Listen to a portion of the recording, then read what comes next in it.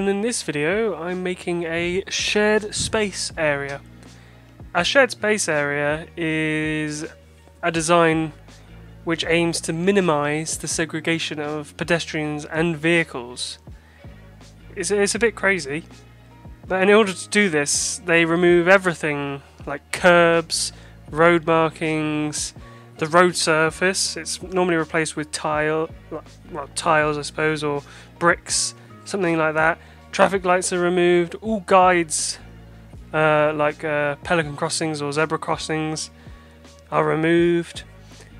It's a bit of an odd design. I think it was first pioneered in the Netherlands, I think by a Dutchman named Hans Monderman. I think I've got that right. He just decided as a way to mingle pedestrians with vehicles. Apparently there has been quite a lot of research done on this, and it's found that in most cases traffic is reduced, like the speed of traffic is reduced, because no one has priority in this area. It's all just a big, just you got to look at the person to see if they're going to let you go. If you're on a car, you got to really be careful when you're driving through these things. People just walk through, and I don't know. It seems a bit too lax on the rules of what the hell's going on. I personally wouldn't feel as safe, I suppose, on a shared space, because a car can come out of anywhere and hit you. I mean, the cars do have to follow certain rules. They still have to drive on the whichever side of the road that the cars drive on. So in this case, on mine, it is the left. So they all have to drive on the left still. But they can drive anywhere within that area, basically, on the left-hand side of the road. There's been many built around the world. I mean, as I was looking at the Wikipedia, obviously a lot have been built in the Netherlands, but then also a lot have been built in the United Kingdom. And there's been a lot of studies in the United Kingdom around this. And a lot of people are against this sort of design, especially people who are either blind or nearsighted, because obviously they can't use the layouts. There's no curbs, so they can't work out where the road is and where they're meant to walk. There's been a lot of objections in that sense, which is understandable, because if you're walking around, you're blind. You've got no way to tell where a car is. You can't see it. You can hear it, but then you're not going to be able to see. Well, obviously you're not going to be able to see, but it's difficult. I don't think this will ever catch on, a shared space, just because it doesn't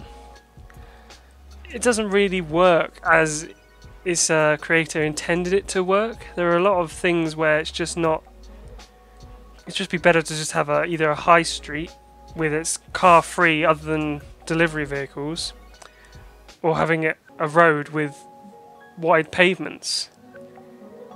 I just see that being a better design all in all than a shared space design. So my shared space design sort of thing, because there are many different types of shared space. Mine is these two roundabouts. The centre bit is for cars only, and everywhere around it is shared space, because there is a train station up the hill on the left from where you're looking now, and it was designed so that people could easily walk from the shops and buildings and offices across the double roundabout and then up into the train station. Of course, this shared space design would only really work in a low traffic environment, so it would not work on somewhere where there is a large amount of traffic, because it would just be chaos, literal chaos.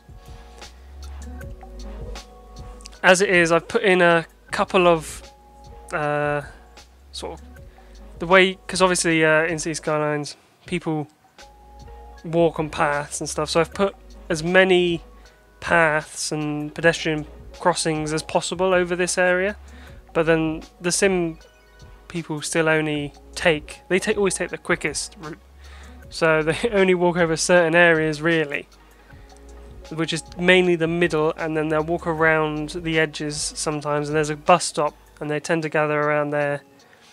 The way I tried to get more people spread around was to put people park generators around. So people park generators are just blank, and they bring people in to sort of like gather them in crowds. So I put a couple of those in places around. It worked semi-decently. Not great. But as you can see there, I'm drawing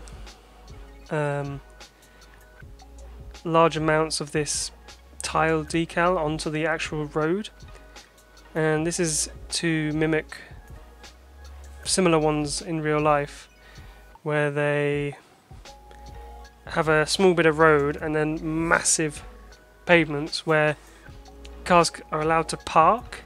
I think in a lot of cases it seems that way from the images I've looked at, and obviously cyclists and pedestrians walk there as well, but the main road is for cars coming up to the shared space.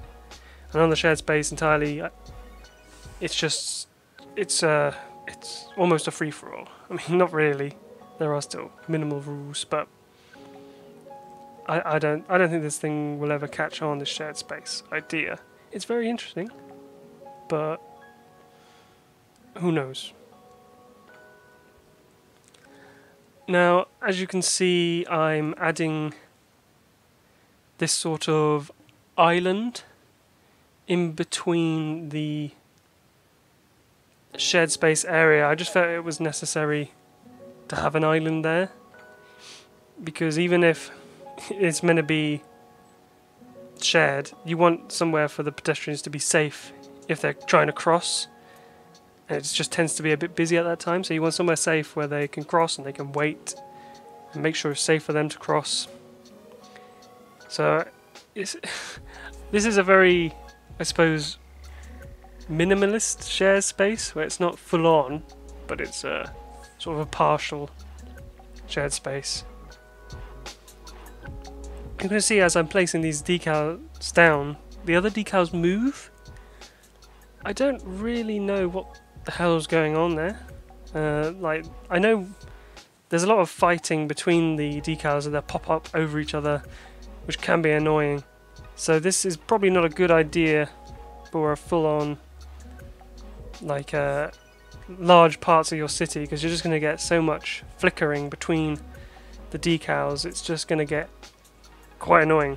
I mean, there is ways obviously to mitigate that, where you carefully place decals so they just touch and never overlap, but that's just not me. I'm not spending hours placing decals perfectly so they never Z-fight. But then I also do place some decals over the top of those decals to create like a couple lane markings, so that would be impossible to do that. But that's by the by. That's just how the game works with the textures.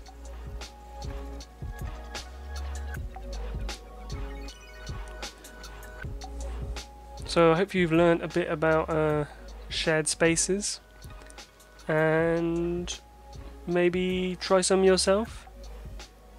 Like I say, it's a very Dutch thing, but there are other ones around the world, like in the UK. Apparently there's some in Switzerland, Sweden, New Zealand, Germany, Denmark, Austria, and Australia. So it's not just tied to the Netherlands, it is around the world. I would like to see other people giving it a try, making a different approach, because I can only do so much, and it would be cool to see other people doing similar things to what I'm doing. And that's probably going to be it for me talking. Just enjoy the rest of the time lapse, and I'll see you again next time.